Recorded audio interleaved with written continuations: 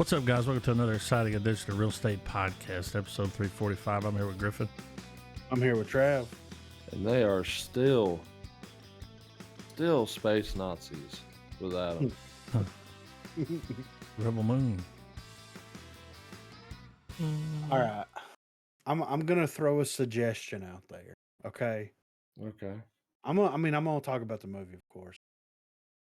I don't want to rate the movie. Until you see the second part? I was wondering how Is we that were what you were going gonna to say? tackle that. I don't want to rate the movie until they release the director's cut of this part. I feel like I need to see the second part. Yeah. I think they both. just cut a movie into two movies. Yeah. You know what I mean? Like this movie felt like a lot of movie was missing from just this part. Yeah, that's what I'm saying. Yeah. Is there supposed to be a director's cut? So what they're going to do is they're releasing this, and then they're going to release part 2, and then they're going to release the R-rated cut of part 2, the director R-rated cut, and then after they release the R-rated director's cut of part 2, they're going to release the R-rated director's cut of part 1. Weird order. I think I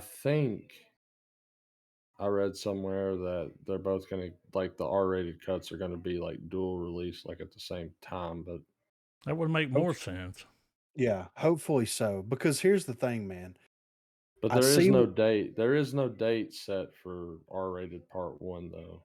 Yeah. Just out throwing that out there. But I'm right there with you. I want to see the rest of it. Yeah, because dude, like all right, a lot of stuff I liked, a lot of stuff that I was just kind of like, meh, you know. Elaborate, Zach. You know, like. Well, here's the thing. I'm gonna deadhead straight into my biggest gripe with the movie. Having Kai as the betrayer makes sense on paper, but narratively speaking, it should have been Gunner. And the reason why I say that is because whenever dude shows up to them the first time and he's like, oh, we can make a deal with them because we've been selling this extra grain to the rebels and all this stuff. And he's like, you keep your fucking mouth shut, you know? Yeah, he kind of fucked over old dude from the strain, didn't he? Well, like yeah. the dumb farmer stayed the dumb farmer the whole movie. But was he being dumb? Well, but that's the thing. I felt, to me personally, I think that his character arc would have, because I don't like that character. It would have been a shock. Even though he saved all the other character or a lot of the other characters and killed the guy, I still don't like him, and that's a problem. Well, it would be if part 2 does something where we find out that because storytelling, he's some sort of like person. He's like been Obi-Wan watching over her or something. Mm-hmm. Like we find some little nugget of information that's like, yeah, there's a little more to me than just being the person that's over the harvest. Dude, no, if he would have been the one to betray him, it would have made that shot where they killed dude hit harder. Yeah, exactly. It's like, oh. Yeah, exactly. Mm-hmm. And see, here's the thing too. I don't think that we're going to get that character arc from him. And I think that this is a narrative choice by Snyder, where it's like you've got the badass female lead that is showing farm bumpkin around the entire, two acts of the movie. Fumpkin. And he'll probably, sacrifice himself at the end of the day to save her because for some reason he's in love with her, even though they've been hanging out for like 3 days. Well, it's essentially, like one of the things that stood out to me with their dynamic is I feel like the same kind of, I've seen that arc play out before in an anime called Claymore. Mm-hmm. You've got a badass, cold-blooded fucking female like lead that's pretty much like good on her own, and then you've got like this dude following up behind her, kind of stumbling and everything, but like he's the one that's keeping her grounded. Well, like he's doing more good than just being the bumbling idiot. Like he's actually like making her not be full-blown fucking Terminator, you know? Right, and I get that, but first of all, she doesn't seem like she's unhinged. Second of all, how many episodes was this anime? Because we only got 2 hours and 15 minutes. You know what I mean? Like, so it was there wasn't enough to really flesh that dynamic out. Yeah, like Oh yeah, it was. I mean, for the record, it was a typical, Well, almost 30 episode I story. mean, So yeah, there was room to breathe for sure with it. if we're gonna air our gripes out, the way Yeah. that they went around to acquire the team Oh yeah, Was- right. and like, go to the next place and everyone stands there and watch what they can do. Yeah, It was right. like I mean, look, I get it. it You was- want to introduce the characters, but it was just, it felt a little Power Rangery. Like, well, you it know was what I like mean? It was just kind of like, oh, okay. It was 5 different scenes of "you son of a bitch, I'm in." Yeah, I'm like, is anybody gonna help her fight the spider thing? Like, Dude, and Well, here's the out of I mean- out of the team that gets assembled, the one character that I was like, okay, maybe we're gonna see some shit is Was it the How to Train Your general. Dragon? Well, I thought it was gonna be that fucking general dude because like he commanded armies and shit. Like I thought he was gonna like being like, all right, I know some forces that are gonna rally up with us. Oh like, yeah, the guy that they hit with like the water hose. yeah, but Yeah. like, but the whole thing is like he was like they were talking like he was supposed to Was be his just name like this Titus fucking or something? yeah, this Yeah, I fucking think so. badass, and he just never got it. Well, and then how are you going to introduce the brother sister characters of the rebels and then literally in the next scene kill the brother character? Like, what are we doing here? You know? Are you Like talking it was about the? Oh yeah, the guy with the line. yeah, yeah, The rebels. That's right. yeah. Well, and a I'm bunch of I'm them died. All those yeah, rebels. right? I think only one girl lived Oh, Yeah, with the dude, short hair. no, and yeah. like they kept trying to jump in those fucking ships, and that dude was just one shotting every one of them. Yeah. Like I think by the first ship that got shot by that, I think I would have been like, There was a okay, ships are not an lot going option. on there Yeah, I a mean, for on lot. sure. screen. Like, Yeah. I mean, physically, I'm yeah, like, just how's a this lot thing of shit. floating? Yeah.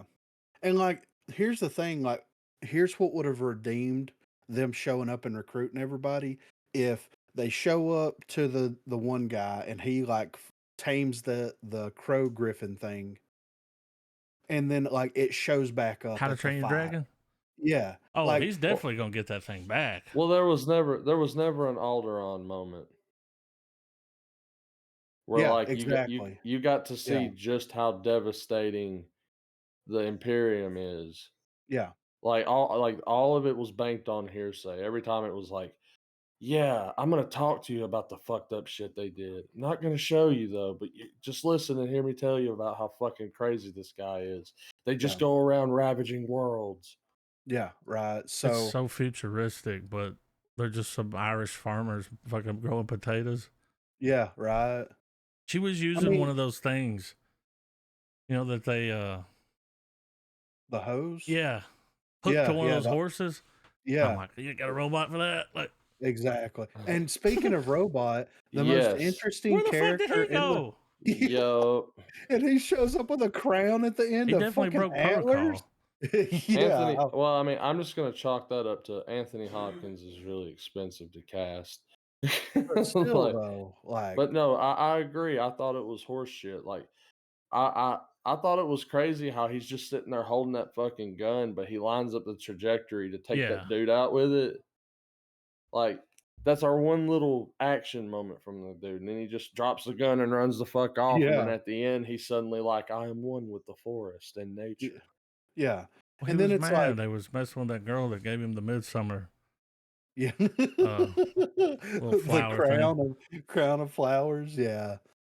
And He's then dressed like he's straight up dressed like an Odin type character, you know. right. Which I don't know if that's like supposed to be on the nose, considering who the voice actor is. Yeah. But then you have like they show up to Nemesis and Nemesis is like, I ain't got time for your bullshit. There's this spider bitch in here. Yeah, And cobalt she spider. yeah, and she kidnapped this kid. And I'm sitting here thinking like, screw this Nemesis bitch. Let's get the fucking spider chick to go Yeah. with us. I mean, Right. dude. She like, seems pretty lonely. yeah, like let's make a deal. If That was- if you come help us, we'll find you a planet where your children aren't gonna die. Like Well, let's it was do like it was almost like Blood the Last Vampire or Vampire Hunter D, whichever one dresses like that with the fucking crazy hat. Yeah, yeah, It was like that mixed with Bayonetta. yeah. But I mean, there was a lot to like. I love how they did the special effects, cinematography, all that stuff was great. But So what like, do y'all think about the Dream Lens? I like it. I like the way that it was Because shot. I like the because way it because the looked. movie was shot with like I mean I think it's if I'm not misunderstanding, the movie was shot with a lens that he made himself to film in a certain way with those wide shots and Yeah. all Here, that here, shit. here's the only thing that I could think the entire time I was watching it. Well, there's two things. First thing is less important. I wish that Snyder and Claudio could sit down and have a conversation because Yeah, if Claudio could get somebody like Zack Snyder to do a visual representation of what those Coheed albums are and look like that, it would be the greatest thing of all time, literally. agreed. Um, Second of all, I could absolutely 100% feel, just even though going into it knowing that this was meant to be a Star Wars movie. Like it doesn't feel it felt like there was a separation, but also at the same time it feels like there wasn't I mean, enough there of a was a little bit of a separation. lightsaber, yeah. I mean, in the lightsaber thing, that's fine. I like the way they did the guns where it actually shoots like plasma out of Yeah. it. And whenever it hits something, it like Yeah, goos out, splats. Yeah. I love how they did all that. But like I could see this be a typical Disney Plus 8 episode series with the same plot. It's Seven Samurai. This is Seven Samurai in space. It's Seven Yeah, Snyder Eye, you know? yeah. So, Yeah. Of course, it's Kurosawa as fuck. yeah. That's that. Pretty much N- most action team movies Yeah. are Not in a just bad Seven way. Samurai. It's Yeah. just the yeah. No, because that formula works. It Yes. works every fucking time. It's Yeah. tried and true for sure, you know? That's essentially every Avengers film. I didn't like Charlie So Hunnam in this movie. I think that he would have been a better character if he wasn't the betrayer. Maybe do a different voice too. Yeah, I mean the voice was It's like that's well, a choice. yeah. I feel like all the characters would have been better with whatever extra stuff from their scenes was snipped because the movie, like especially the first half, felt like that's where we're gonna get a lot of our extended stuff Mhm. because it felt like we hopped from one thing to the next very quickly for a 2 hour movie. Yeah, absolutely. And I wouldn't say it's bad, but I wouldn't say it's good either with that, Yeah. like as far as that approach. But that's the thing though. The movie itself though, you can tell that like dude, like Snyder gives a shit. Yeah. And so I'm along for the ride. But it is crazy that, like I don't know what this weird shtick he's got going on where he'll release a movie and then release his quote unquote vision, his director cut, and there's always such a drastic difference. Yeah. I And know. it's always subtle shit too. Yeah. Like But it changes the way that people view the film. Look at Batman v Superman. The just director's cut. having just having a sequence of Superman landing after the courthouse bombing Yes. shut so many fucking people up about the whole Superman don't care about his reactions and his actions and stuff and the consequences that follows and blah blah blah blah. That garbage.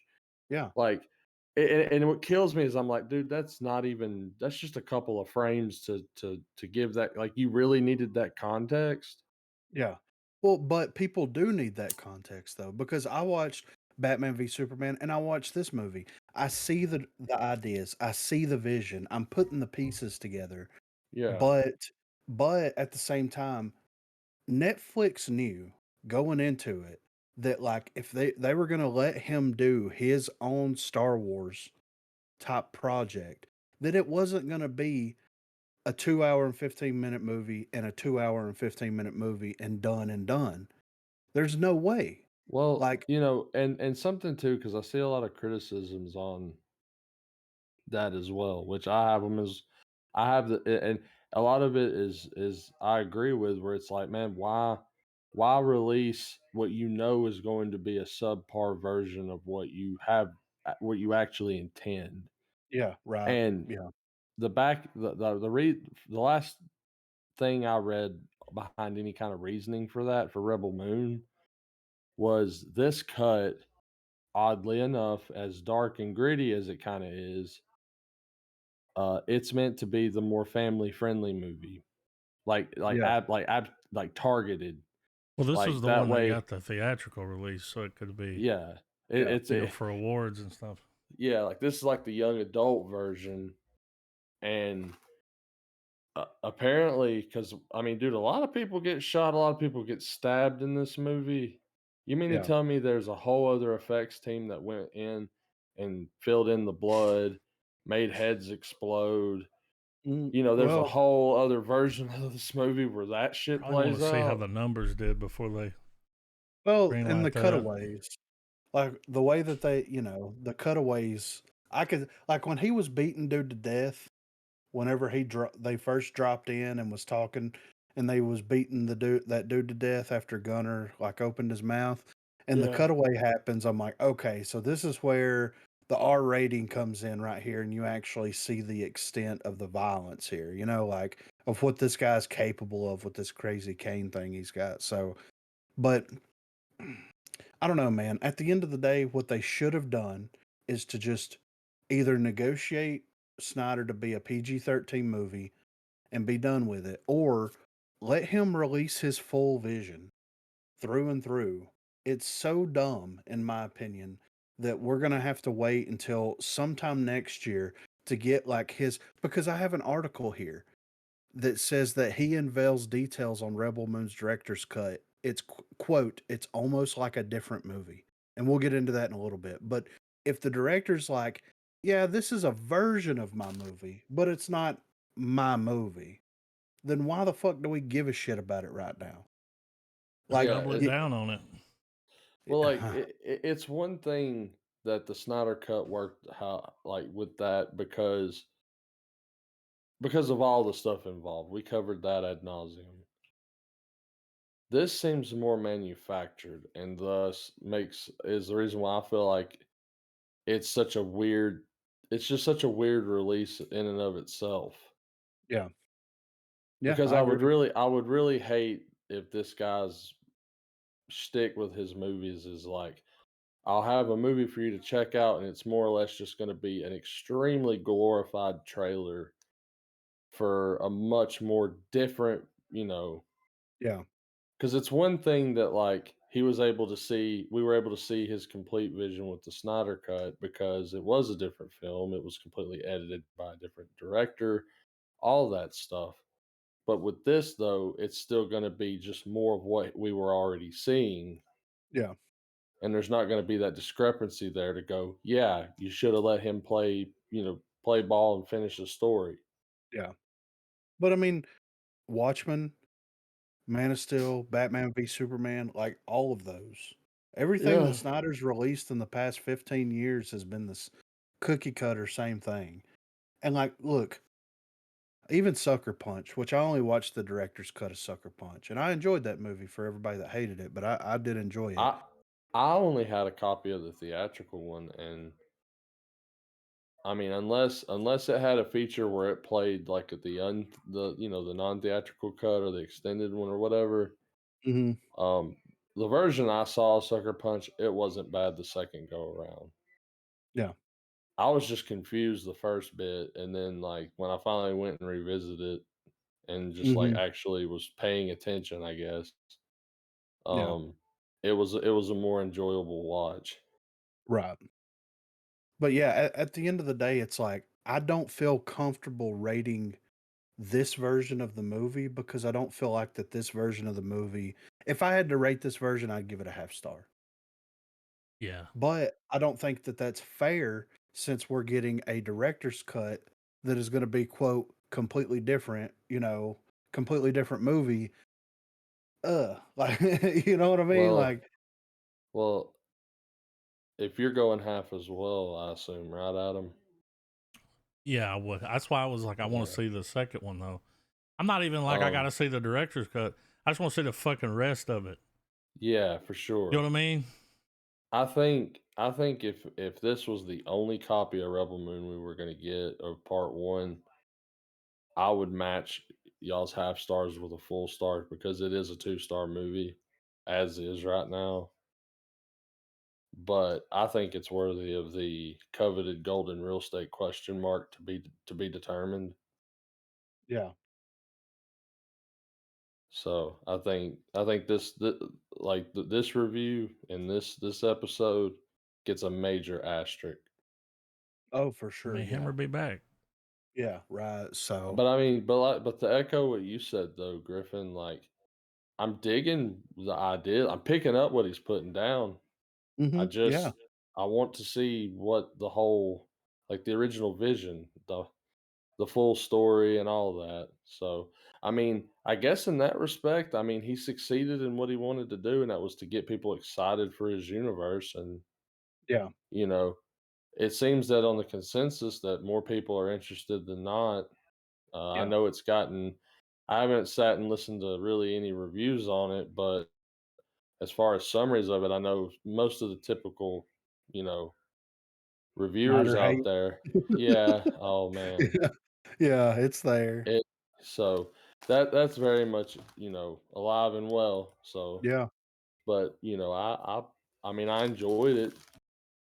Um, I when agree. it went off, I didn't. I guess because like since the story wasn't completed, when it went off, I was kind of like I was processing the movie, but at the same time, I was still like I don't know, I didn't know how to really feel about it. Yeah. Yeah.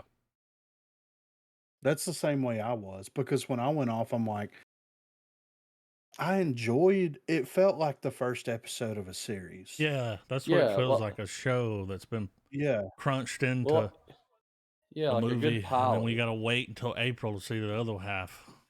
Yeah. Yeah, S- But a lot of But this has probably got something to do with the writer's strike. The way they're doing the yeah. director's cut, it's like, well, it takes longer to hmm make a longer version with more shit in it. They wanted to get it out. They had a release date. Plus, Yeah. instead of having two number one, movies on Netflix, you're gonna get 4. It'll Yeah. bring people Right. back again because the ones that were like, all right, I want to see more of that. Dude, the Yeah. bad guy. When Was this fucking amazing. priest came out with that stick, I was like, oh, he's about to fuck everybody up with this thing. What kind of weapon is this? It's just a shillelagh. Like, Yeah. that's all it is. I thought it had like powers. The Right. way they was but carrying it, I was like, ooh, Yeah. a priest. I'm glad Bring I me my wasn't the stick only high one. priest. Well, when he first brandishes it, I was waiting for a glow effect. I was like, all right, Something. we're gonna get some tech shit going on. But no, it was just good old Walking fashioned tall. Yeah. backyard ass beating, dude. Like, It was a I shillelagh, dude. I did like the main villain. He had a Well, he's lot an of asshole. Cillian Murphy He vibes. did, dude. He looked just You know, like him when he was standing yeah, there. I with I the really white thought it was shirt. him at first. He I looked just mean, like him. yeah. Um, how off the rails was that ending though? When they fucking put him in the fucking womb and Yeah, sent dude, that's why like the last 15 minutes of this movie saved the movie for me in a big way. Yeah. The Oh, fight yeah. sequences was cool, not long enough, like the battle they had at the end. yeah, There's a lot of other things, of course, we've went through, but, like, seeing them, like, throw him in that thing, and you see the little tentacle thing sticking to him, and you're like, "Oh, so he's got, it, like, yeah. About to cybernetics and clone this stuff on." dude or something, Well, Yeah, like, like, dude, what are we doing? there were so many visual references going on all at once. Like, I was thinking, like the Matrix pod, Yeah, like and when that's they're kind of what jacked they into the did. They Matrix. like sent him Yeah, somewhere to, yeah, this is going to be the future of VR. yeah, And I was like, hey, dude, the thing with you and the leech tentacles is a little freaky. When yeah. that thing was Makes wrapping around sense, his though. neck, and I was Yeah, like, it makes what the sense fuck's now, going on though. here? Yeah. I thought oh, we were gonna dude. get some Snyder Yeah, I hentai can't wait to see action. the rated R. Yeah, Well, like yeah, man, and like even like what y'all were talking about, like the little I call it the Mos Eisley scene. Oh, yeah, Um, I did like that sequence a lot, well, like, personally. as far as the stuff that he's trying to do with making this whole new world to explore and everything, like, I see what he's trying to do, and I appreciate it, having watched the same franchises for the past 10 years, 'cause, it is refreshing that there's something new to dive in on that, like, Yeah, in yeah. in the movie world for sure, Mhm. and, I hope the R-rated is good. I hope just the second half of the story is fucking good. I hope it culminates to some really crazy shit. I mean, we said it's gonna, it's pretty much mirroring Seven Samurai, so I mean, we kind of know how that turns out. So Yeah. I mean, and there was little stuff too that was cool, like when Nemesis is fighting the spider character. And whenever she takes the spider down or whatever, and they're like, you did good, blah blah blah. They're like, there's no honor in this. Like, Yeah. like little things that, start doing small character development, even though it was very heavily like reined in. Yeah, right. Like, I felt like we only got just the bare bone minimum of what we need to know about these characters. And I'd like to think that maybe we've got some moments where it's like some downtime moments and they're actually talking more. Yes. And see, that's the thing. That's where whenever you have something like Guardians of the Galaxy versus something like this, where like, they all come together just on like just being there. You know what I'm saying? It's like the usual suspects. You know what I mean? Like they Or come any together. RPG ever, you know? Yeah, right. And I appreciate the idea of throwing it back old school where it's like, no, we know people, we're gonna go round these people up to rally for our cause. But like you have all these different people with all these different motivations, but you don't really like with the Guardians, there was kind of a clear-cut motivation that existed there. You know what I mean? Mhm. Whether they wanted to be a part of it or not, they're stuck in in this motivation, in this plot. These people are like, "Oh, so I'm gonna get paid for doing all this, and I'm gonna get paid for doing," like I'm gonna, and Mhm. it's like I'm just doing it for a gig. It doesn't matter what I'm doing and why I'm here and who I am. It doesn't feel personal. Well, like, And and it's and that's a really good typical setup for having a good character arc, because as you're fleshing these guys out, you see them all in their own way go, "Nah, I'm not just doing it for money anymore. I'm doing it for my own yeah, principles and my own outlook on the world and shit." And that's cool shit there. Like, that's cool yeah, storytelling when you can do it right. yeah. I think the character that got the best arc in the entire movie had his arc told in less than 15 minutes. You've got the co-leader of the rebels that's like, "Hell yeah, I wanna party up and take this motherfucker down." And then in the next sequence, jumps onto a ship and gets shot YOLO. 3 times to take this ship down from killing everybody that's there. Character arc completed, but it was the best one in the movie though, really, like It took me a few minutes because when I would hear him talk, I was like, it was Ray Fisher, "Yeah, it right? was fucking." I was Yeah, like, "Dude, it's fucking Cyborg, man." and he looks like a completely different person. I didn't even know that was him. Yeah, like a Yeah, great perform I was hoping that guy and, like, I'm hoping the 2 leaders of the resistance were gonna be yeah, characters that they would be, linking up with from time to time throughout the story, like, yeah, they're the reluctant people that would inevitably be the 11th hour save at the end or something, like, right, I was thinking they were gonna steer them like that at first, like, like, yeah, they're the ones that are the most organized, but they're also the ones that's like, "What y'all doing is fucking stupid, we're not doing it." And yeah, then at the end, they're like, "Fuck it, like, you guys are standing up more than we are, like, fucking we're down." yeah.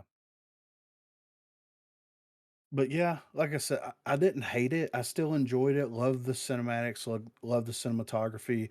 The story needed a little bit of work, but I mean, the sequel's going to have a lot of heavy lifting to do. As all two-parters do, so Yeah, hopefully it'll live up, man. yeah. They should have Um, stretched this out into a trilogy. Yeah. Honestly, Oh, there'll probably be more. You know, he Oh, was I'm like, if it sure. hits off well, he wants to do. Yeah, a There might even cinematic be some universe. prequel stuff showing the rebels and Yeah, Well, what happened one maybe with the badass general and yeah. there is one interview that he did, and I don't know if he was just, just being off the cuff about shit or not, but he did mention that there is a video game in the works for it. Yeah. And I mean, dude, it's the world that's going on, or the universe that he's building in it, like I mean, it's prime RPG, like it's got like some Mass Effect feels too, Yeah, absolutely. Yeah. where like the shit that looks weird looks fucking weird, like that weird ass king that gets shot up. Yeah. But I'm here for it though, like that was Yeah, the redeeming stuff for me. I was like, okay, oh, let's get the guy in weird. the but bar that was like, "Let's spend the night with me. I'll Yeah. make your toes curl." It was like, Yeah. "Ooh, Yeah. can't wait to see Hello, the rated R Boffin. version of that." Yeah. That not fucking you, octopus head calendar. thing was cool. It was talking through that dude. Dude, that was Hmm. I was hoping that thing, the tick thing Yeah, would have been one of the main just bring why is this dude not coming along for the ride? yeah. Like, I know he's Bring the head. exposition. Yes, bring the body and you just see it shambling around while it's Well, carrying him. he would have been like this weird, great, morbid, like comedic relief. He would have been a morbid Yoda. You know what? Like for real. Like I'm too old. I'm a tick. I can't do much. I can tell you what's going on, and I got this dude that I'm talking through. You Like use know? him So for use him for exposition. He's like, but don't mind me. I am psychically holding a body hostage. yeah. Yeah, like So like yeah. So but yeah, I can't wait to watch the sequel and the extended cuts of them, of course, because there's a lot here. There is a ton here, and I want more. And I think that that's the biggest takeaway from it is I want more. I don't feel like we got enough in what we did get, and I'm excited to see how part 2 is and the extended. So that's where I'm at with it. But do you want me to go ahead and hit on this Rebel Moon news before we go on to the rest of the stuff? it makes the most sense, man. All right. So the Rebel Moon Rider hits back at movie's terrible run of reviews. I wanted to hit on this first. So, of course, Rebel Moon is a movie that's gone through several iterations, having started out as a Star Wars pitch made by Snyder to Lucasfilm. While the studio ultimately decided not to go with Snyder's story, the director sat on the idea for a while and now has the chance to bring it to life on its own terms. But the response has not exactly been overwhelmingly positive. As the movie's Rotten Tomatoes tomato meter score sits at a lowly 23%, Johnstad dismissed the initial response from critics in a blunt and direct reply. This is what he told Vanity. I don't read the reviews, I never have. Critics have a job to do. We live in a democracy, everybody gets to vote. If people watch the film, they'll have an experience and they will either enjoy it or they won't. It's flavors of ice cream. In my career of 20 years doing this, reviews have never equated to performance. A movie will either perform or it won't. People will either love it and be connected to it, and I think that what this movie has is an emotional drive and a core of characters that are vulnerable. And of course, there's sequences and action and visuals. It's a magnificent looking film, but I think that at the core of it, it's got emotion. There's an emotional engine and a currency that runs through the film that I think works. So I'd invite people to check it out. And I agree. Hmm. I agree that it is a very emotional. It since it's not like a traditional Star Wars movie, they can legitimately like tap into those more hot button issues, if you will, with like PTSD, trauma. You know what I'm saying? Like Making your toes they curl. yes, they Yeah. can yeah, yeah. They can really lean into that stuff, which is good. To me, it's good, you know. But Snyder, of course, as I mentioned before, unveils details on Rebel Moon's director's cut. It's almost like a different movie. So, Rebel Moon, originally released in select theaters and later on Netflix, was initially conceptualized as an audacious R-rated version of Star Wars. However, as it evolved, it transitioned into a two-part saga with a more accessible PG-13 rating. What's particularly intriguing about this space epic is the anticipated release of Zack Snyder's director cut, rumored to emerge just before the sequel, Rebel Moon Part 2: The Scargiver, which, if that happens, is amazing, by the way. Snyder, known for his unique and often darker cinematic vision, has indicated that the director's cut of Rebel Moon will present an alternate reality of the film's universe. This isn't just a case of additional scenes or extended footage, it's an entirely different beast. Snyder highlighted the project's unique aspects during an interview with the Associated Press. Unlike his previous director's cuts, which were largely reactive, this time he had the foresight and freedom to shape the director's cut concurrently with the main film, leading to a creation that stands apart both in content and philosophy. The director's cut is set to delve into a more mature and possibly darker version of the story, reflecting Snyder's initial vision for the R-rated narrative. This approach is somewhat of a departure from the standard practices of director's cuts, which often serve to include content trimmed from the theatrical release. Snyder's approach is more holistic, aimed to offer a completely alternative version of the story, which he described as, quote, a fully realized weirdo heavy metal bizarro land movie. It's This is what he said. It's not an extended cut of this movie. It's almost like a different movie. It's almost a different universe that the R-rated cut lives in than this movie. The reason for that is because it's such a philosophical thing to shoot a director's cut of a movie before you finish this version. All of my director's cuts existed as a response to the things that were demanded of me to take out of the theatrical version, right? With Rebel Moon, that demand was never really made. We knew it would be a PG-13 movie. In my heart of hearts, I'd always wanted it to be R-rated, to be rated R. But you realize this sort of scale and cost of a movie like this. Well, it's not 100% responsible to have that be the demand. They were like, what if we said do whatever you want over here? Do the PG-13 version and then go nuts with the other cut. We don't care. That was a thing I've never experienced before.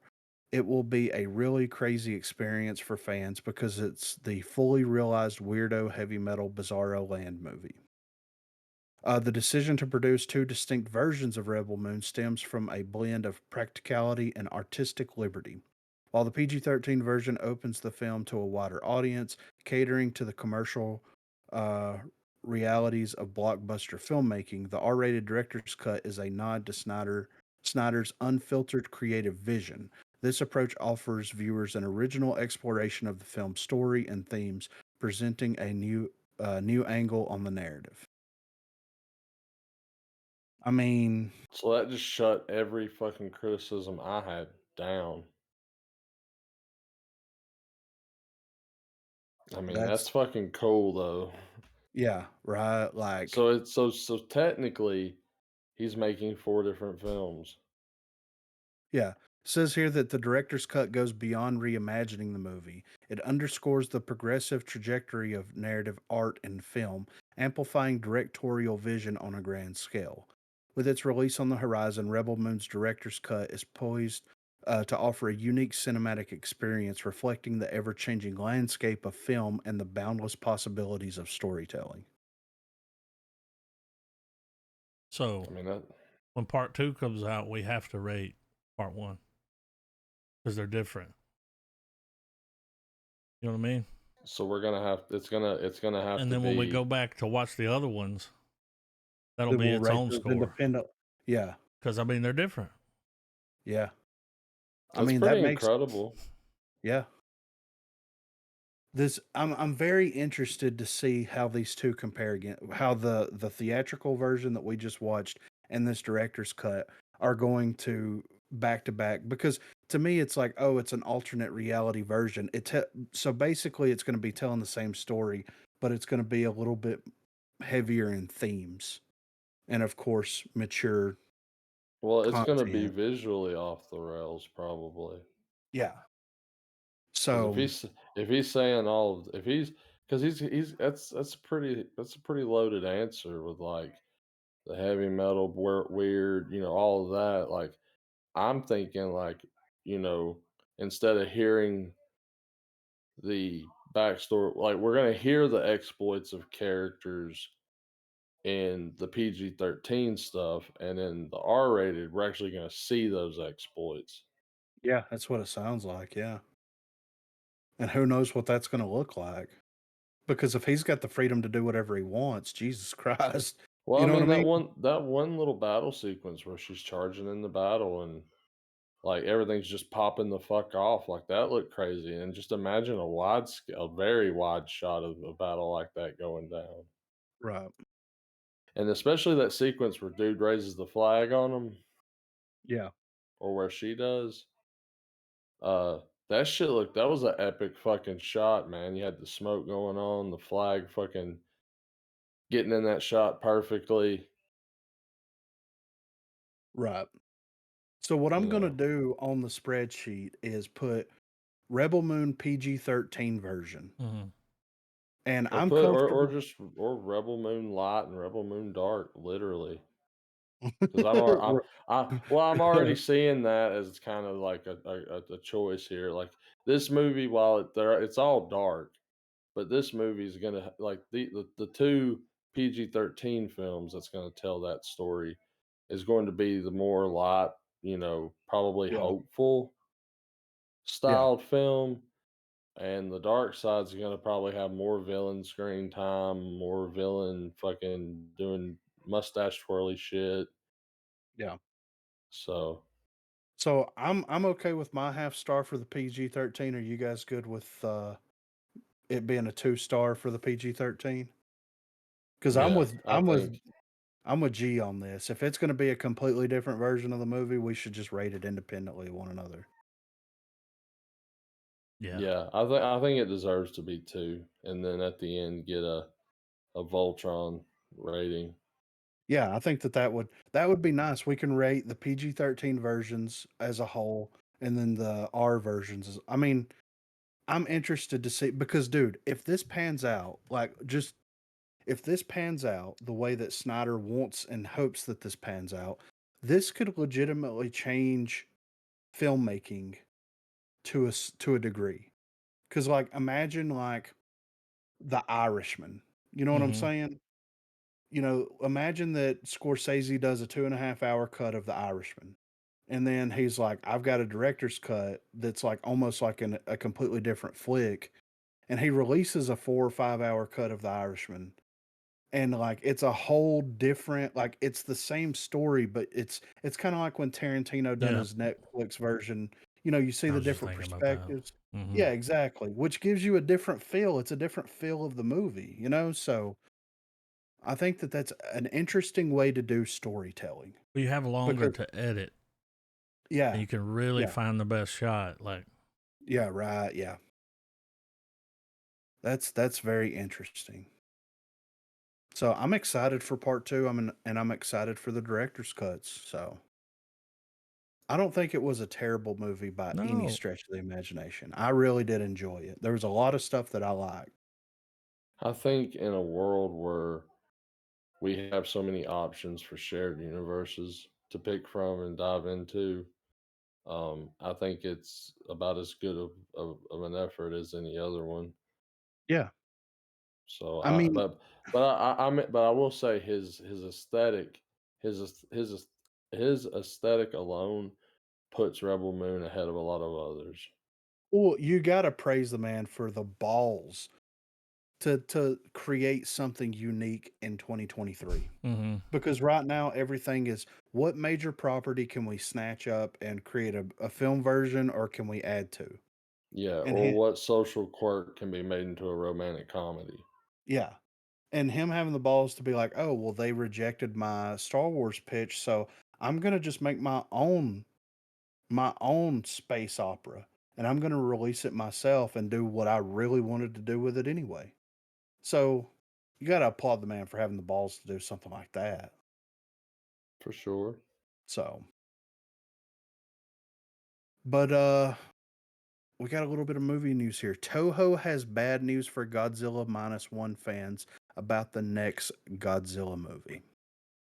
says here that Godzilla has never been more popular than right at this moment, with Legendary's MonsterVerse currently bringing its first TV show, Monarch, to a close on Apple TV Plus and preparing to bring Godzilla X Kong: The New Empire to theaters in 2024. The arrival of this year's Toho release of Godzilla Minus One was an unexpected box office winner.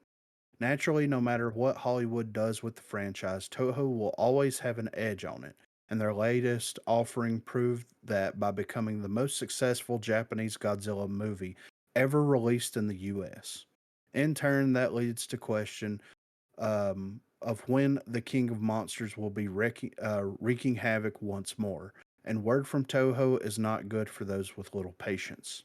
As per GQ Japan, Godzilla Minus One producer, I'm not even going to pretend to know how to pronounce this dude's name, discussed the future of Toho's Godzilla projects, commenting on the quote Godzilla room set up in 2019 to focus on new Godzilla content, which extends far beyond just live action movies. That means there could be quite a wait until the next movie. As in this dude's words, there is, quote, no need to rush things too much. This is what he had to say. A few years ago, there was an animated Godzilla movie, and in the future, we will continue to realize various new ideas such as publications, merchandise, and collaborative products. However, as for the next live action movie, I personally don't think there's any need to rush things too much. After all, movies are all about the power of work. We have a good idea, a good script, a good director, and a good cast, and we want to work on it carefully. After all, Godzilla is a character that is worth that much. Hats off to Toho. Yeah, absolutely. Like Toho's like, we could, yeah, we could like rush a Godzilla movie out, but fuck it, let's do it right. well, Take all that money and and make a banger.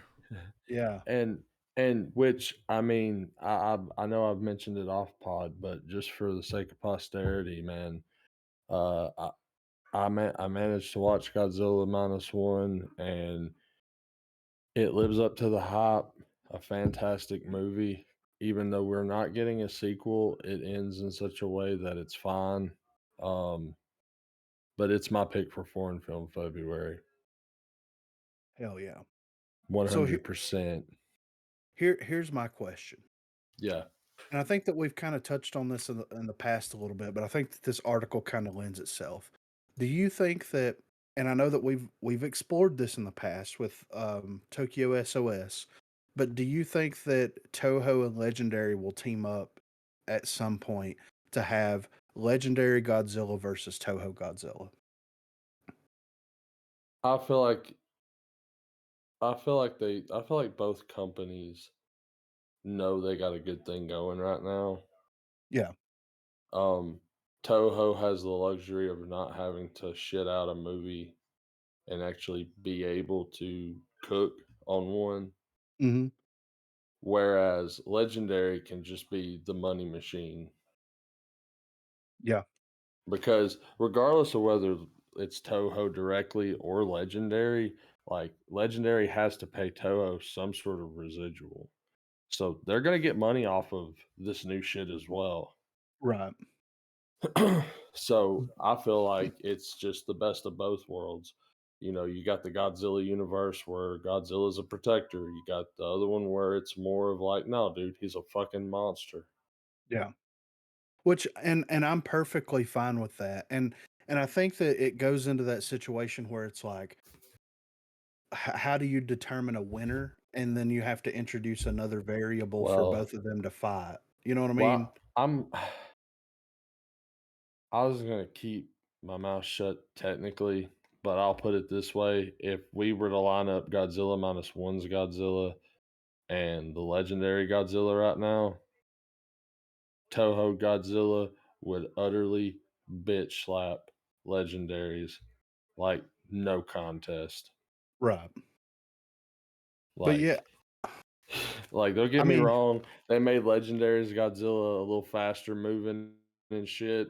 Don't fucking matter. yeah, right. Like But you yeah, guys will know it when you see it. I'm excited for Toho. I mean, Godzilla is one of the, if not the highest grossing properties on this planet. been a huge Godzilla fan for forever, and this is really cool to see this actually that they're actually finding success in the West once again, and it being the highest grossing, um, Toho release in the US is incredible. And it just goes to show you, like dude said, with a good script, a good cast, good director, we can make this work. And that's exactly people have Godzilla fever. Well, I will say one thing that really enhanced the experience was not necessarily the theater itself, but just being able to see it on a very large screen.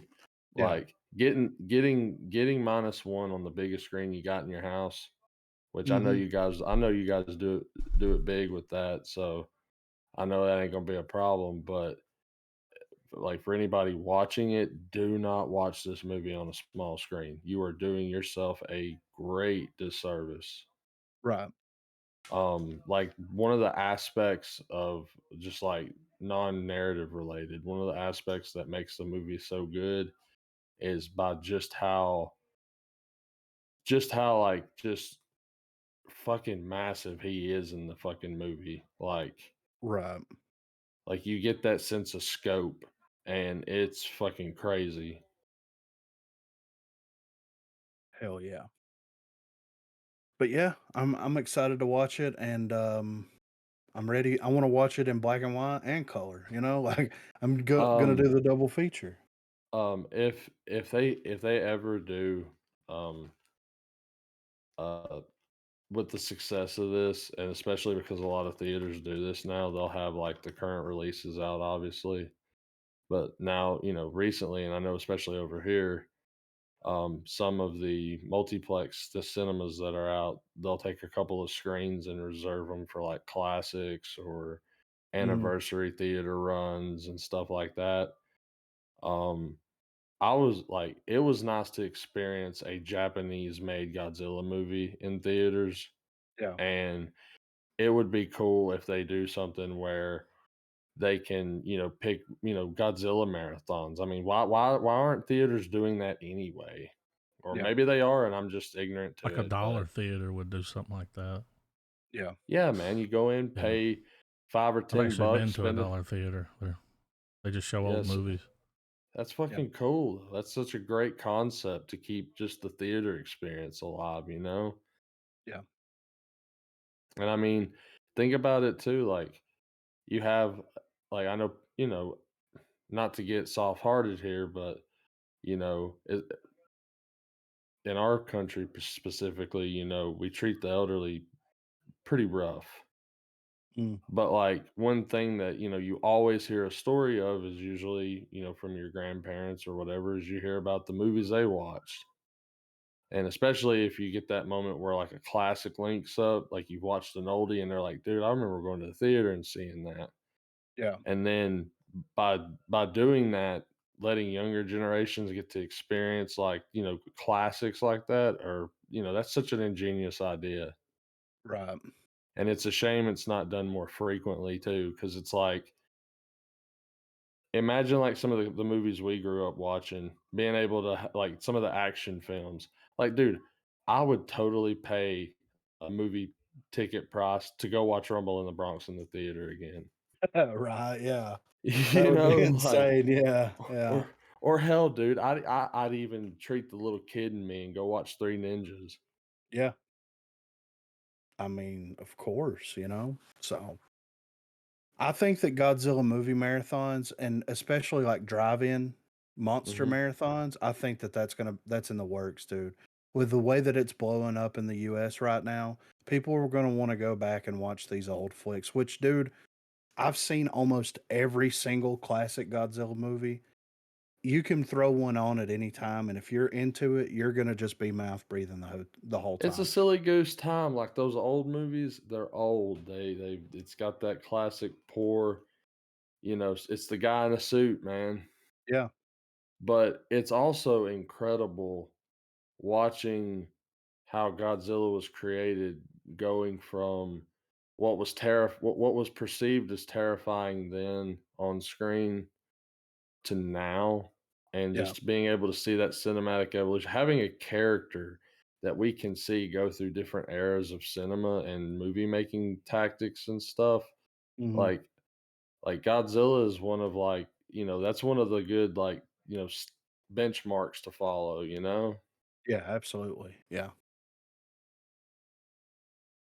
But next up here, talking about a classic here, Killer Clowns from Outer Space revival could potentially be a streaming miniseries. So, Killer Clowns from Outer Space could potentially be revived as an 8-part streaming series, according to director Steven Chiodo. First released back in 1988, the horror comedy centered around a group of extraterrestrial beings that resembled clowns and came to Earth to harvest humans for their blood. While many films of this ilk received sequels back in the 1980s, Killer Clowns from Outer Space remains a standalone picture, with further installments lingering in development hell for years. Speaking with SFX Magazine, Killer Clowns from Outer Space director Steven Chiodo, who penned the screenplay along with his brother Charles, talked about his goals for the film's future, which would see its revival come by way of a potential miniseries for a streaming service. Chiodo mentioned how the concept would see the return of original characters while also showcasing new talent. He also revealed that the possible series could see a familiar setting of Earth exchanged for the extraterrestrials' home planet. This is the quote. My goal is to do an 8-part miniseries for streamers. We've got a great concept that continues the story of our main characters. We'll follow a new group of teenagers who come upon the clowns and meet a drunk living in his van. It's Mike Tobacco. There's a big invasion, and we end up on the clown planet. In discussing how Killer Clowns from Outer Space streaming miniseries could open up a breadth of possibilities and expose viewers to things not seen in the original film, Steven Chiodo zoomed in on one aspect in particular. We have lots of great ideas about where this universe goes.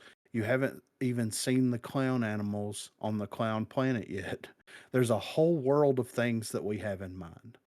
A Killer Clowns from Outer Space miniseries would follow in the footsteps of other horror franchises that made the leap to the small screen. In 2015, a Scream series debuted on MTV, lasted for 3 seasons before finishing its run on VH1.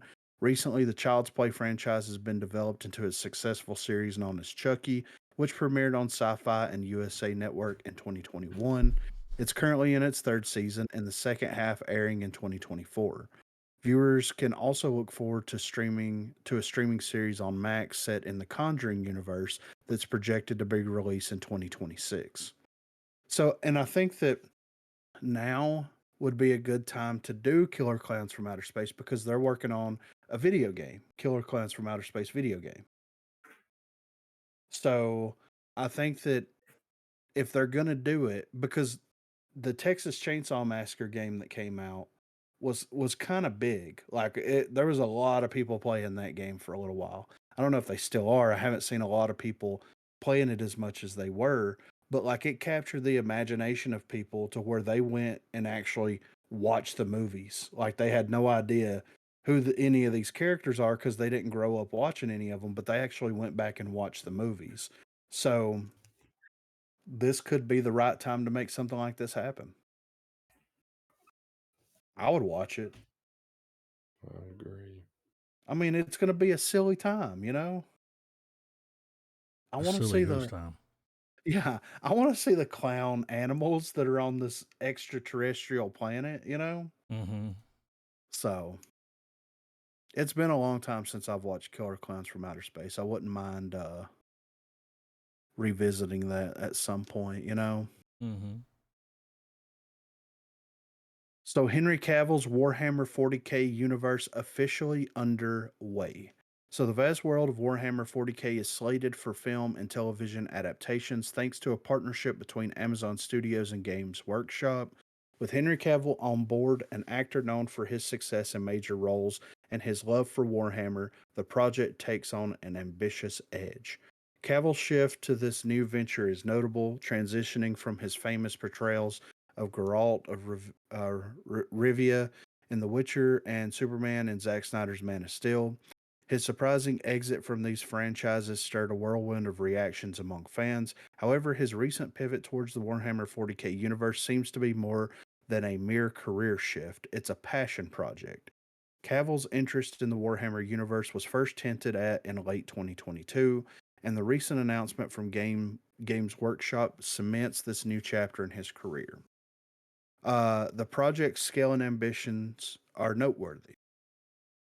Games Workshop's vision of translating Warhammer 40K, Warhammer 40K intricate universe into visual storytelling presents a thrilling yet challenging endeavor. Franchise known for its extensive lore and devoted fan base will likely see multiple storylines adapted for the screen. The choice between starting this adaptation with a movie, a TV series, or an innovative amalgamation of both remains open. Cavill's role extends beyond that of a leading actor. As an executive producer, he is poised to bring his personal passion and understanding of the Warhammer universe directly into the creative process. His involvement promises an adaptation that stays true to the essence of the original material. Games Workshop has emphasized its commitment to authenticity, rallying a team of talented screenwriters, each with a unique connection to the Warhammer world. I think that this is a good move. And the reason why, like, I know some of the 40K lore. Like, I'll watch a video here or there just to see, because it's a lot, right? Mm-hmm. But Cavill left the Witcher series because they're like, well, we're going to deviate from the source material here. And he's like, no, you're not. And they're like, but we are. And he's like, then deuces, Yeah, bitch. don't advertise. You know, yeah, don't do it. So I think that his commitment to like being faithful to the source material while bringing a vision along with it is the drive. And someone that, I mean, it's Henry Cavill. Someone with that kind of clout needs to be the captain of that ship to be like, here is what we have. Let's work with Games Workshop here and actually put something that those guys are proud of and that we're proud of that doesn't cause any issues. You know, there's not any inconsistencies. Let's do it. Let's make it happen, you know? And it makes me wonder if they're going to release a new edition of Warhammer 40K and kind of like work in tandem with, you know, the production companies and bringing this live action or this visual media to the screen, because each time they do an edition change, there's story elements that are changed in some capacity. You know what I mean? Mm-hmm.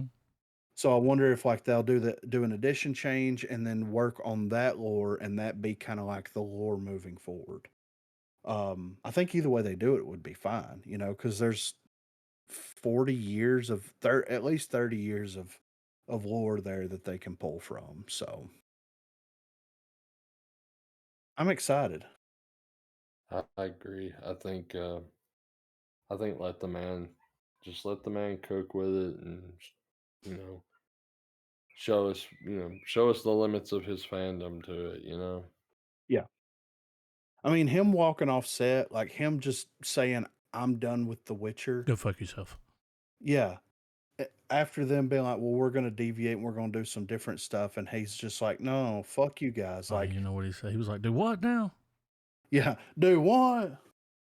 Um, it just goes to show like his passion. You know what I'm saying? His Yeah. passion, his loyalty to the brand. And I know that a lot of people think that brand loyalty is a negative. I don't agree. Like, I think that these properties got to where they are because of fandom and because of Yeah. You trying to how disappoint the fan base? exactly, I dude. mean, Exactly. I mean, that's a huge middle finger. Like The Witcher was a huge series on Netflix and guaranteed money for him that he just walked away from. Hats off all to he him, had to do was dude. bend the knee. And he said, "No, I won't Yeah. bend the I love bending the knee. knee." Yeah. He's like, "Do you know who you're fucking talking to?" That Yeah, was I played Superman. fucking super. Yeah, I played Superman, bitch. You know, like, come on. Henry Cavill just seems like such a cool guy. Yeah. I mean, I've never seen or heard anything negative other than he's just a cool guy. Yeah, other than he doesn't like when you change the source material. Yeah, It's like, right. really? Which, That's it? I mean, yeah. And I'm over here like, I get it. You know? yeah. Well, people would have raised hell. Oh, yeah. Oh, for sure. He's like, you haven't So, been on Reddit at 3 a.m. yeah, reading the I have. threads. Yeah. He's reading the threads between his WoW raids. But yeah, this is great news, man. And I'm happy that Games Workshop has someone in their corner that doesn't just want to milk the property for all it's worth and then like give it back as a dried up husk of what it once was. You know what I Mm-hmm. mean? Like I'm not even invested in 40K like that, but like I want to watch some crazy 40K lore shit happen. Like Yeah, I'm here for that, you know? Talk about a Star Wars universe, like 40K is like it's time. massive compared. Yeah, compared to Star Wars, so let's do it. All right, last up here, Marvel Studios will reportedly still end the multiverse saga with Kang the Conqueror. Okay. Marvel fans thought the multiverse was a mess when Peter Parker botched Doctor Strange's spell in Spider-Man No Way Home. With the recent legal troubles of actor Jonathan Majors, Marvel Studios made the choice to part ways with the actor tasked with portraying the big baddie, Kang the Conqueror, in the MCU's multiverse saga. But even though Majors has been fired, the Cosmic Circus reports that the character of Kang remains the ultimate villain that the Avengers will have to face off against to conclude Phase 6. Here's what the entertainment website posted about Kang's involvement moving forward without Majors starring in the role. Marvel's plan for him is the equivalent of sweeping it under the rug. Marvel will instead focus on other storylines while they take their time to build up Kang and the multiverse again slowly behind the scenes. Some sources have even gone beyond that to state that Marvel doesn't intend to address him directly until we are practically near the end of the multiverse saga. Sources state that there have been discussions and plans for other multiversal villains to step up to the plate in the upcoming phases. This, of course, is an attempt to take control of the multiversal size vacuum left in the absence of Kang the Conqueror and his variants. But make no mistake, for better or worse, Marvel ultimately still intends to close out the multiverse saga with a Kang variant as their final villain. Since the Cosmic Circus didn't name its sources in their report and none of the trades have substantiated these claims, it's best to approach this news as being rumors only. Rest assured, despite the loss of majors in the MCU, the multiverse saga will trudge ahead and find its villain, whether it be Kang or another formidable foe. So I have a couple of theories here, some Griffin theories. Um, I think that this, in and of itself, like if he is going to appeal if Majors is going to appeal all this stuff, I think that Mm-hmm. this might be Marvel's way of biding time to see if he's actually, you know what I'm saying, to see how the appeal Yeah. plays itself out, right? Which is smart. It's smart on their part. We do know that the next Avengers movie is going to be Avengers Secret Wars, and then Avengers 5 has been labeled Avengers 5 as opposed to the Kang Dynasty. I think the Kang Dynasty has basically been pushed back and they're having to fill that void right now of, you know, that Avengers movie. This is what I think that they're going to do. I think that the only reason I'm saying this is because next year the only Marvel movie that is set to release currently in 2024 is Deadpool. The only movie that is currently has a release date in 2025 is Fantastic Four. Now, do I think that they're going to try to build up to Doctor Doom being kind of his slot in replacement, quote unquote? I think that they could do that, but I think that that would be a disservice to Doctor Doom's character if they did that. I think that Doctor Doom, he could carry an entire phase on his back alone. He is that good of a villain. I think they're going to do Secret Wars. I think they're going to, because of the success that Deadpool's going to have, and we know that it's going to be successful. They're going to transition straight into Avengers versus X-Men. I think that they're going to have to move their plans of introducing the X-Men after the end of Phase 6. They're going to have to move that up. And I think that Secret Wars is going to be the way to get everybody together.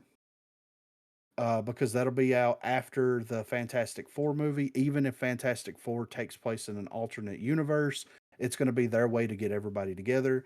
And I think that you will see basically another Civil War variant with Avengers versus X-Men. And in that, we could see the return of more classic X-Men characters, portrayed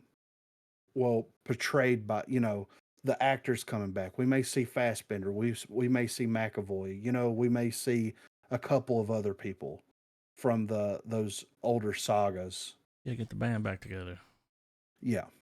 I think that would be a safe bet for the studio. I think it would be a sure moneymaker.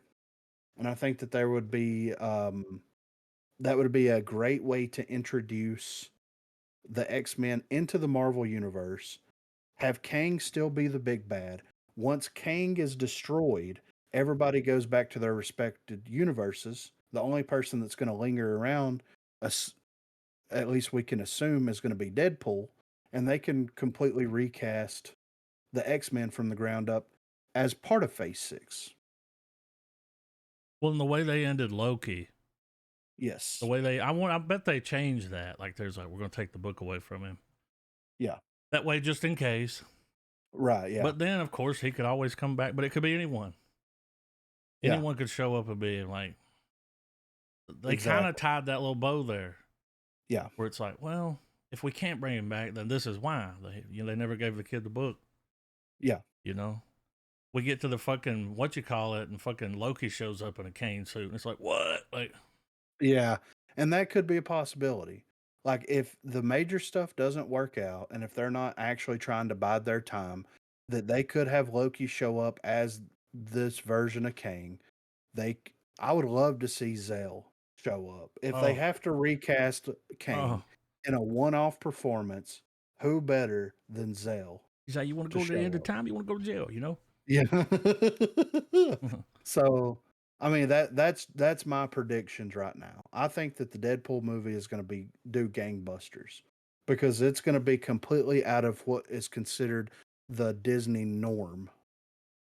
It's going to be doing its own thing. It's going to have Ryan Reynolds, Hugh Jackman's coming back as Wolverine. It's not going to be trying to cater to anything except for fan service. Well, remember, as soon as Johnny Depp cleared his name, Disney's like, all right, fucking Jack Sparrow, let's get it. Yeah. So, right. So, I mean, yeah. And I think it would be a smart move on Disney's side because of the post credit sequence from Captain Marvel that was released, that was leaked out, and then with a couple of other things that they've kind of got working. Secret Wars is the perfect way to get all of these people together that may not even be part of this universe. And that's how that is how you do it. You force them all together because of multiversal bullshit, and then they fight it out. We're when the you good say guys. the leaked scene, like you saw it. Yeah, it's on. Are you YouTube. talking about the fucking Hello Seattle? I'm listening. No, there's another one. Oh, yeah, for Captain Marvel that like shed some light on some other things. But but yeah, that's my predictions. Does anybody, Trav, you got any fucking Avengers predictions for moving forward? I mean, really, I felt like maybe we would get X-Men and Avengers eventually, but it does seem like they could pivot to it quickly. Yeah. If they wanted to now. But I mean, the whole thing with Kang, though, I had a feeling they were just going to Doctor Who it anyway. Just, yeah, recast them in some light. They can get away with it. Remember all the Loki's variants didn't fucking look like him. I mean, why they all gotta look like the same guy? Exactly. Like that's the beauty that they were smart to introduce the whole concept of a variant first, because now they've kind of future proofed themselves with certain characters to be able to go, all right, this guy died because of this story that was going on, but his variant showed up, so now we can use him in this story. Yeah. But I mean, some people might see it as a cop out, but it's really not that far fetched from a comic reader standpoint. You know, Yeah. it's just a reused trope that we see in the comic books all the time. So Yeah, exactly. I mean, And I think after Phase 6, like if they're holding out for X-Men in Phase 6, then they have a rebirth. They're going to have a rebirth arc where I have a feeling that 90% of the pre-established Marvel characters are just going to go away. There's going to be a few that'll linger around, but it'll be the rebirth era. We'll get our version of Fantastic Four. We'll get our version of um, X-Men and the Mutants. We'll get a possibly different version of the X-Men, possibly a different version of Spider-Man. Like who knows? Um, but it's going to be the rebirth period, and I understand why they want to hold off on bringing the X-Men in so they can do the proper rebirth period with like here are the mutants and this is why they exist now and this is why blah blah blah blah blah. But they've already brought Patrick Stewart back to play Professor X one time. They could bring James McAvoy and Michael Fassbender and the rest, you know what I mean? Like a lot of because out of that entire X-Men cast, like the newer X-Men cast, those are the highest billing cast members other than Logan or Wolverine, Hugh Jackman. So we've got Disney dollars. Let's spend them on something good here, guys, you know? But yeah, that's my prediction. I mean, but on the one hand, though, Disney has, you know, they're getting more cautious at just throwing money at stuff, and then the downside, things that should get all the funding in the world, you know, Yeah. are probably going to take a hit from Well, it. they said they were going to go for quality Yeah. over quantity. And really, like, they don't have a choice. No. They're bleeding money. Yeah. And I mean, the next couple of years prove it. If we've only got 2 Marvel movies that have confirmed release dates in the next 2 years, that's quality over quantity. I don't even know what the next series is. Echo? I know that yeah, Echo and I then think so. Daredevil, right? Yeah. So but The Daredevil's street not level yeah. stuff. So but I know Echo will be coming out in 2024 and I think Daredevil's not going to be coming out until 2025, right? Or late 2024, something like that. So they're definitely putting their money where their fans are, if you will, you know, especially It's a, with Daredevil and Deadpool. it's a good idea to go into the Deadpool because, like, they recently, you know, I mean, it's been a while now since they purchased Yes. 20th Century Fox, and it's like, we got some new characters to put in. Like, Yep. time to Let's work do that it. in. Let's get away from this, 10-year Yeah. thing we've been doing and get this new blood in there. Well, and they saw where it paid off with Doctor Strange because Professor X being in Doctor Strange was one of the highlights of that It movie. was a W. Yeah. Like other than Jim being Mr. Fantastic, Patrick Stewart showing up and being Professor X is like, you know what I mean? So, Well, it's one of those little moments that we thought wouldn't happen. Dude, the internet mhm. won that when it comes to John Krasinski Yeah, because right. everybody was like, fucking, and they Yeah, this did guy it. will be It's like, perfect. Yeah. And it was it great. was good. Yeah. So, but yeah, I really hope they cast Pedro as Mr. Fantastic personally, but that's just me. But Wasn't there talks of that? oh yeah. Like Oh yeah. he's tried out. Like there's talks. Yeah. Oh yeah, And then they put it out there to see, and the yeah. internet was like, Yeah. like And they were talking about casting the guy that played Eddie from Stranger Things as the Human That's Torch. right. Yeah. Chrissy, wake up. Yeah. I don't like this. Oh, I'm ready for trailers though, man. Did y'all see that meme where it was like, you can only bring back one? And it was all the dead people on Stranger Things. I'm like, Eddie. For sure. No question. Like, For Chrissy sure. can stay dead. Yeah. So can Barbara. Wasn't that her name from season Yeah, 1? Barb. Yeah, Barb. Yeah, I'm good.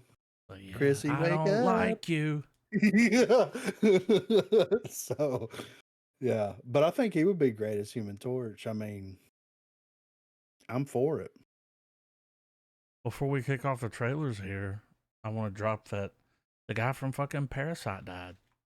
Dude, The I husband? saw that right before we started going. Yeah. Yeah. That's Apparently it was a wild. suicide. Mm, It said that I think he got like caught with drugs or something.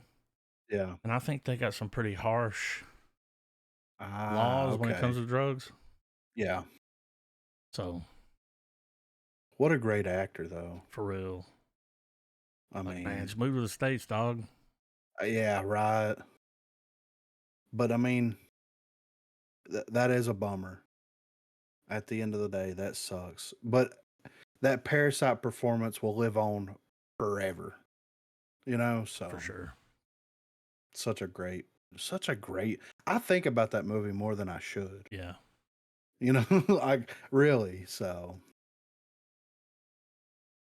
but I'm ready for some trailers here. All right. Chrissy Wingett. I'm just throwing this out there. Like, it was hard to find some. Right here at It's Christmas. yeah, it's all good, man. Oh. When we It's get to all good. Texas Twister, don't be like, why is this in here? Like, It's got John Snyder in it. Yeah, I'm for it. Have y'all seen this? By the way, on my end. No, I have not. Oh, Mm-mm. just wait. Okay. I got an ad. I'm good. I don't have one. I'll just let it keep playing then.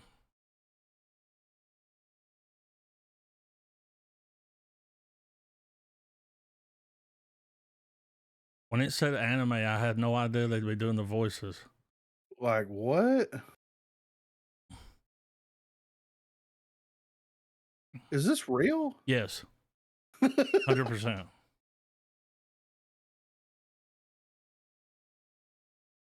It's a hell of a way to come back. Yeah, for real. They're like, we fired the right? actors. Let's make it an anime.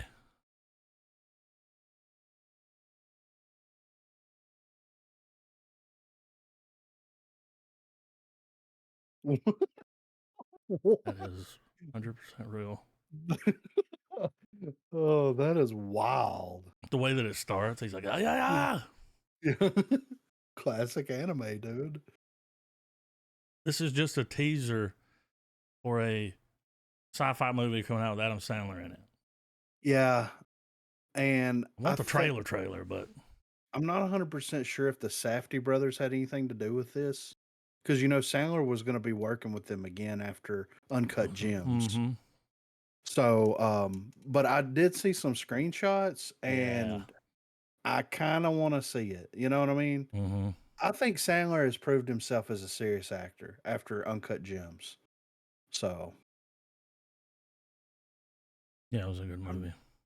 yeah, I'm ready. All right. Ready to be teased. It's a teaser.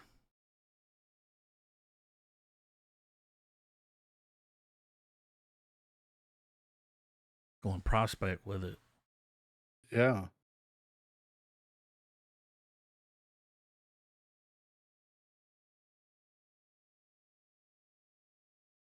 Is that Paul Dano? That's what it sounds. I mean, It had to be. it sounded like Paul Dano. Yeah. It had to be. Let's see. It's called Spaceman. It's him. Let's see. Spaceman. Let's see. 2024.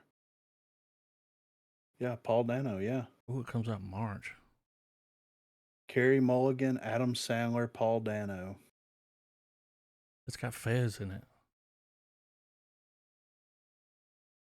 I mean, so Paul Dano's playing a voice.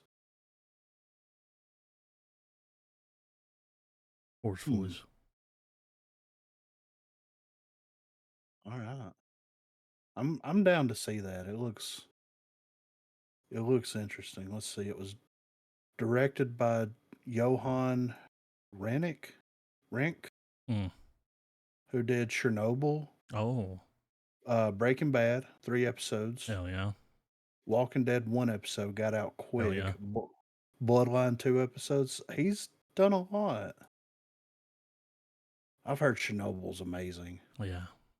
Dude, he directed David Bowie music videos. I mean, He did Lazarus and Black Star.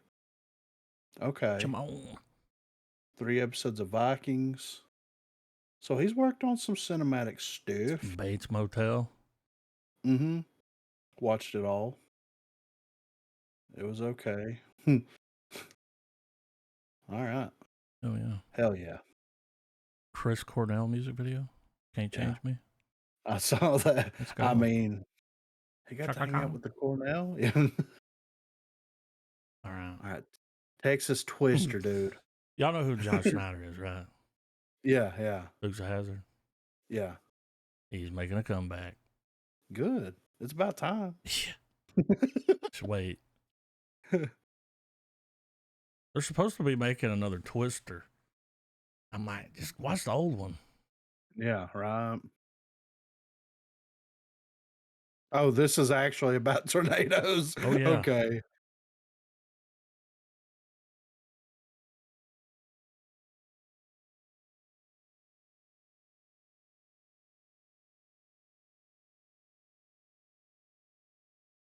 Is that Jeff Foxworthy? It I was. think it might be.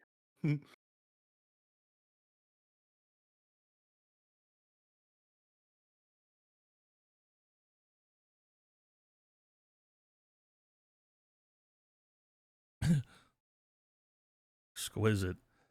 Mm-hmm.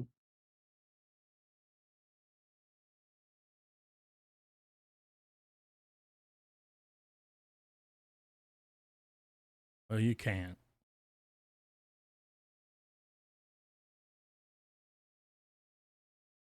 Let it go, Joe.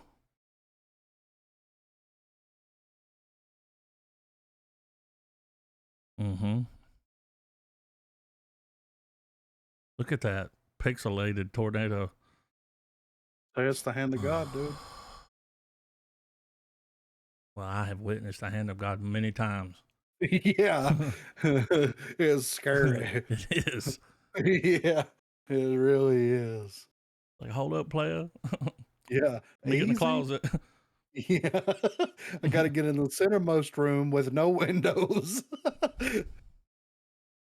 This is the goat. Yeah. Is this about an actual goat? It's based on a true story. That's a foreign. Okay. Okay. I had to go, dark Yeah. waters. Digging deep. I hear you.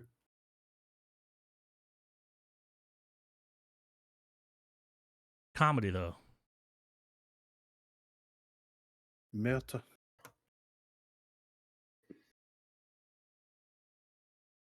Yeah. Trust me, bro. Yeah.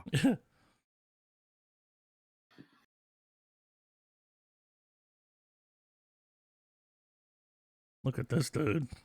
These headdresses. Well, you know that room stinks. Mm-hmm.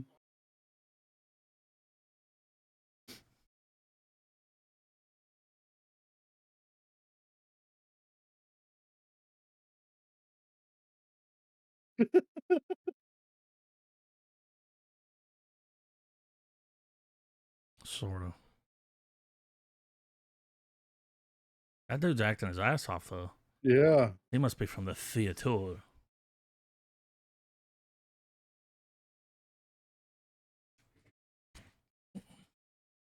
That dude's hair's purple.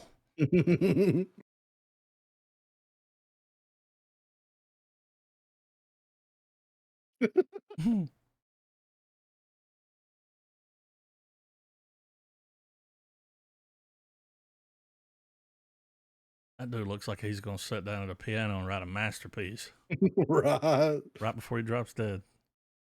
It don't look bad for real. Masterpiece and a half, man.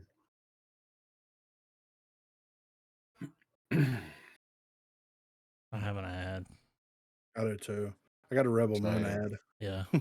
Oh, because we're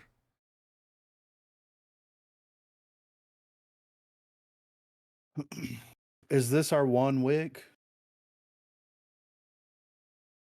I mean, my ads are Trav, gone.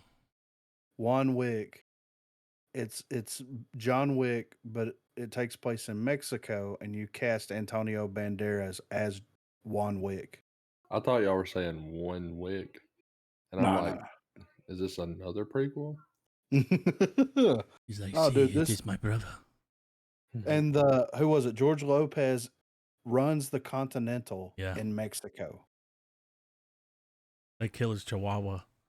Yeah, Ay, caramba. I would totally watch that, dude. Carlos Mencia is one of the henchmen. It's got to Oh, have the Carlo- chef in it from Waiting. Y'all know who I'm talking Oh about. yes, yeah. The funny guy. He's I the was guy he thinking- goes to like get weapons. You know, got chop shop. Yeah. Like, Yeah. Yeah, One of that'd the, actually be a good casting. yeah. I mean, of It's in the course, works. Trejo's got to be one of the assassins, sure. right? He's got to be that mid boss. No, he's got to be the OG that teaches the new guy a thing or two, like patience, Grasshopper. Well, and he's like, I'm retired. No, you know? Yeah. And he Like, finally, oh. something happens. He brings him in and he digs up the box with his weapons in it and he opens it. Machete. You know what I'm saying? He could play the Willem Dafoe character where they're friends, yeah. and he don't want to. Yeah, dude. It's all coming I together. mean, dude, it writes itself. It really does, dude. And you know his weapons are stored in guitar cases, For sure. obviously. Yeah, I mean, come on. I don't think Robert Rodriguez is going to sue anybody. He's like, is it a 12 string? Something like that. I'm ready. Cult killer.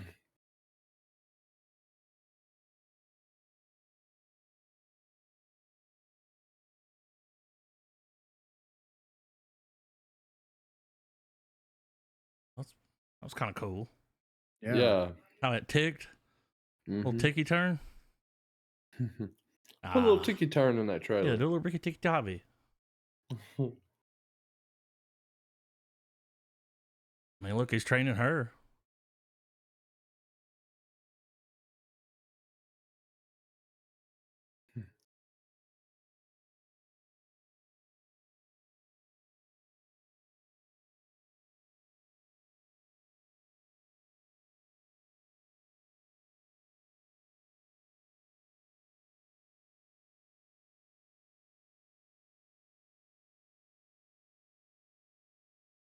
Dude just stopped aging. Yeah.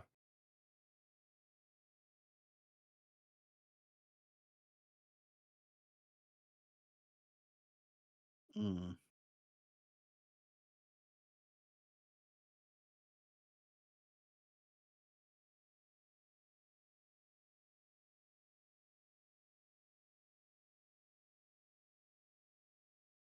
Antonio Banderas shot for a day.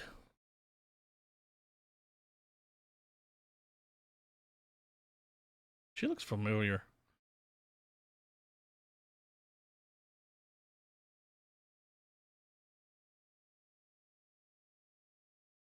I think she was in the.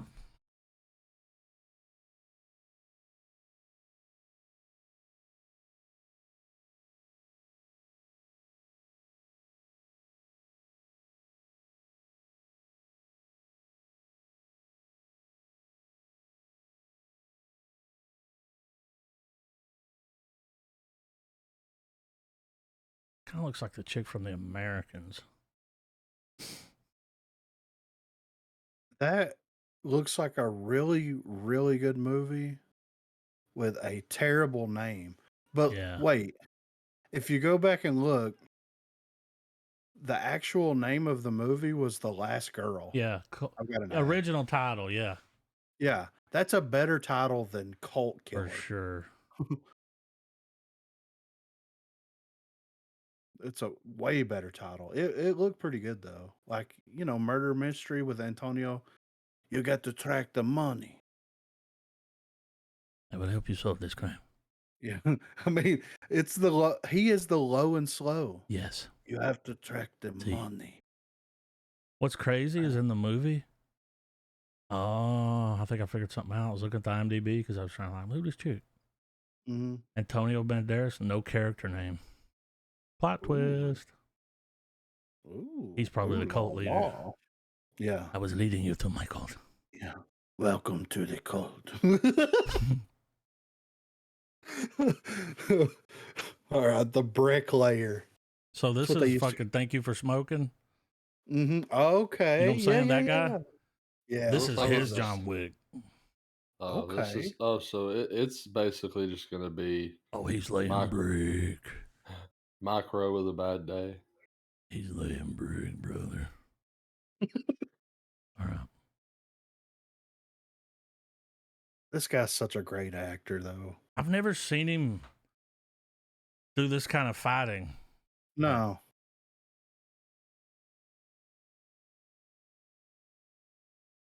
He looks the same. He does. Like, Thank You for Smoking came out 20 years ago. Whoa.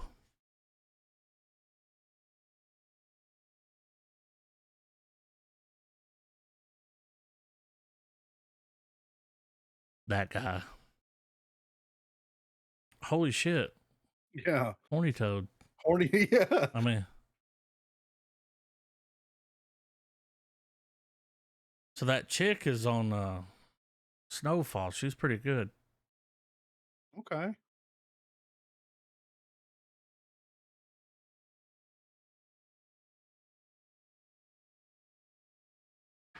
They're going to hook up for the end of the movie.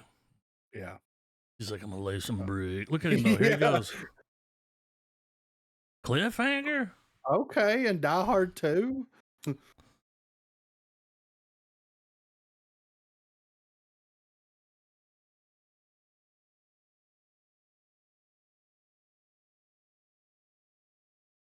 Low and slow. See him? He's kicking some ass. He's throwing it down, dude. Yeah.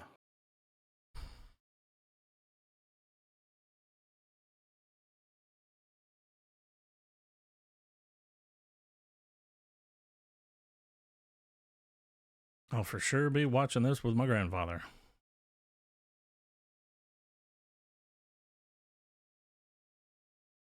He smells pretty. Yeah. Check him out, dude. That's a cool fight sequence right Yeah. there. I kind of want to see it just for that. The bricklayer. Oh.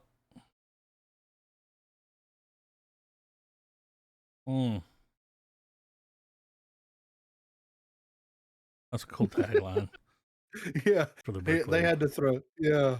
That's the most blue collar action film I've ever yeah. seen a trailer for. Action as fuck. Well, I mean, Cliffhanger, Die Hard 2. Yeah. I mean, there. Yeah. Dude's like, I can still make a movie. Yeah. Make a movie, Mel Gibson. All right. Rebel Moon Part 2 trailer. They dropped it Teaser. as soon as the show dropped. They were like, Get it out there. yeah. IMAX. Is Mm. everybody good? No ad? Yeah, I'm good. All good. All right, let's see what this smell like. Oh, he's coming back. I'm hoping with his storyline, like he broke protocol and there's going to be like a bot uprising, Yeah. like Planet of the Apes style.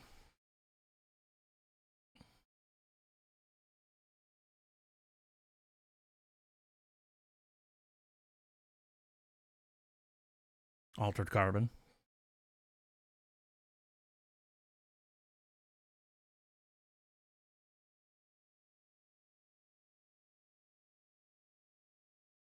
Hell yeah.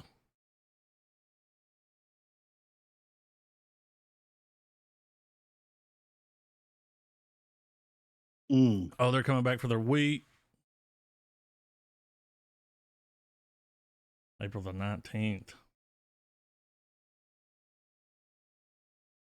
Epic.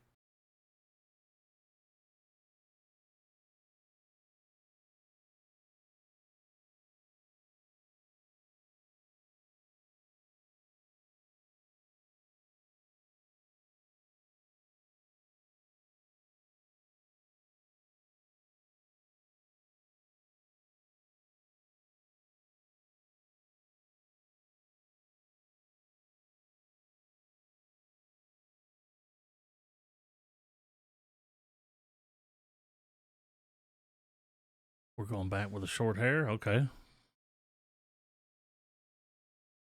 Dude, that dude, when he shows up at the beginning, it was Inglourious Bastards as fuck. Yeah, it was, Like right? how everybody was acting. And I could Yeah. just picture Christoph Waltz like, how much wheat Yeah. do you grow? You know? You Yeah. have big farms. Yeah, big farms. All right, I got an ad. All right. 4K. Right at the end of the road. Everybody's ad gone. Yeah. I'm ready. Yeah, I'm good. All right, here we go. Y'all ready to watch a short film? Yes.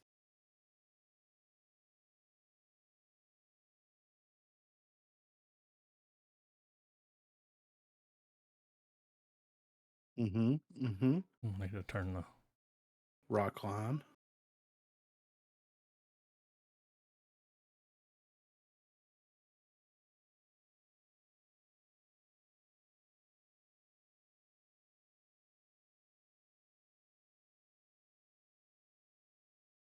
Did you see the way the ground Yeah. went in like it was a pad or something? Yeah. Yeah.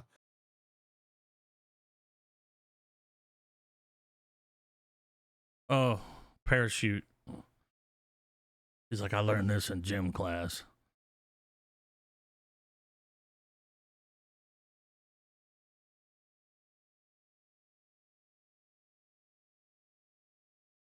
It's the Dr. Look at that Who guy thing. flying in the background. Like what's There's a chicken. No chickens were harmed.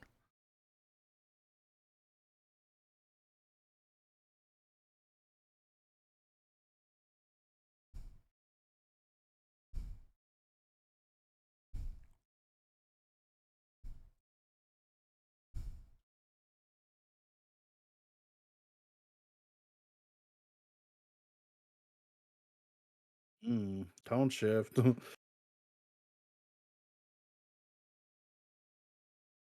looks like they're dancing at the UFO place at GTA 5. Yeah. That's what they based it Alien on. Rock. Yeah. Oh.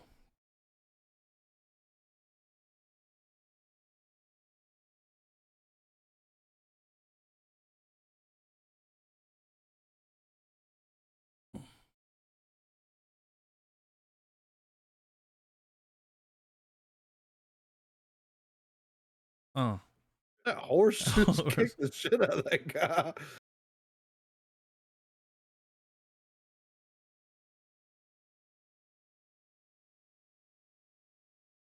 Okay. That weapon looks nasty, dude. Yeah.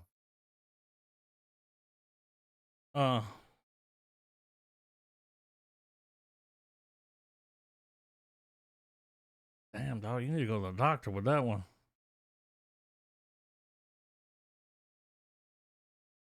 There's more.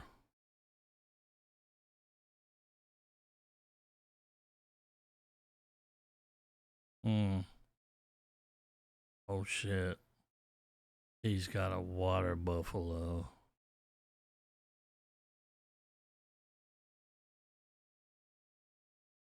I'm convinced that all they make is bangers. Yeah, right. I'm streaming on everything. Oh, that's the music. Because they kind of do what they did back in the day here. Like every movie's got an album. Yeah, Songs, right. like. So I doing it figured out right. who that guy is. The bad guy from Rebel Moon. Yeah. He was the bad guy in Deadpool. Oh, He played Ajax. In the first Deadpool that I put him in gotta. the fucking I'm gonna go look. he spelled his name out with the dead bodies. Oh, okay. Whoa, he Yeah, right. was like, watch this. They're like, what kind of costume do we put him in? Nazi. Yeah. Nazi immediately. Deadpool. His name is Ed Screen. English actor. That makes sense. Yeah. He was in Game of Thrones too. Oh yeah, he was the pretty guy with the long With hair. the long hair. Yeah, I see him here. Yeah. Yeah. Oh. But he left the show. Well, they He's really 40. didn't do Nah. anything with his character. They just kind of wrote him out. That's why he looks different. He's bald. Yeah, right. Good actor. Yeah. He does a great job at being an asshole. He kind of looks like that dude that was in Renfield. You know what I'm talking about? Yeah. They got the same jaw. They got it, man. Yeah. The eyes, like every now and then you look at him, he kind of looks like that dude. But for real, that shot where he was standing there, like when he popped in to like talk to the dude at the end, I was like, that looks like fucking Oppenheimer, dude. Yeah, for He's real. over there Right? like off a fucking show, boy, you know? Yeah. My road Oh, a fucking pikey boy does. So next week we're gonna watch The Killer. Yeah. Bender. Michael Cockbender. Yep. Yep. I would like to tack on a movie after that. Is it the same one I'm thinking about? Dream Scenario. Oh, okay. What you got? I was I mean, thinking it's of got to that. go on the list. So Yeah. No. Let's see. Where's the list? So we do The Killer, and then Dream it Scenario. ain't even got to be that one. I'm just trying to put it. It's out. No, I want to watch that Bullock movie. Bullet. Sandra Bullock. Oh, what? Yeah, she's in it, right? With Julia Roberts. Is it Julia Roberts? Marshall Ali. Yeah. Marshall la la la la la la la la. Yeah, it's Julia Roberts. I know what you're talking about. Leave the World Behind. Yeah, Leave the World Behind. Yeah, it's worth a Google. Have you watched it? I did, but I'm willing. It's worth it. Is it good? It is. I liked it. Scary, but like an actual scary movie. well, like we'll see. You're like, whoa. Not scary, just scary. Like the reality of it could be Yeah. scary. All right. I mean, so no one told you life's gonna be that way. So we and got I'll watch five those of in any order. I've also seen The Killer. Don't mind to I watch want it to again. see Dream Scenario. Yeah. Big time. But I do think we should add. It's pod worthy. Yeah. Leave the World Behind. There's a lot to talk about there. Like her dancing. Is it exquisite or is it there's this whole? You'll see. Okay. Yeah. So Has there really, been any order there, anything? but we're gonna throw those on. When The does pile. Dune come out? Shit.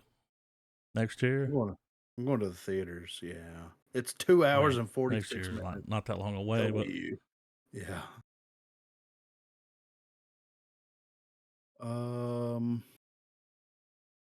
We can rock with that. And then if anything else pops up, we just tack her on. You know what I'm saying? Yep. Let's fucking do sounds it. good to me, man. Yeah. Checks in the mail.